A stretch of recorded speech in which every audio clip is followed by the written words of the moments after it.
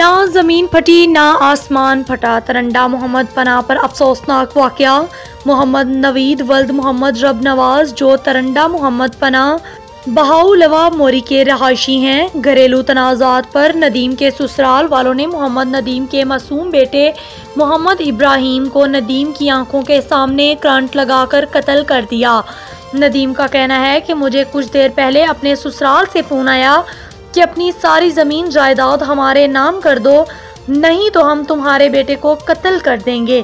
नदीम के मासूम बेटे की उम्र 5 साल थी। कत्ल होने के बाद जब नदीम ने अपने मासूम बेटे की मैयत मांगी तो नदीम के ससुराल वालों ने नदीम पर भी कातलाना हमला कर दिया।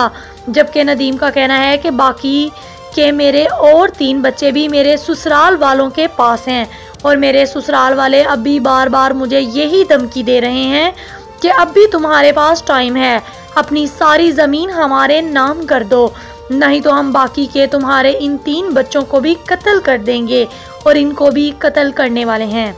मेरी DSP रहीम यार खान, DPO रहीम यार खान और वज़ीर आज़म पाकिस्तान से इल्तजा है कि मुझे इंसाफ दिया जाए, मेरे मासूम बच्चे इब्राहिम की मैयत मुझे वापस दी जाए और बाकी के मेरे 3 बच्चों का कत्ल होने से पहले मुझे बच्चे वापस लेकर दिए जाएं।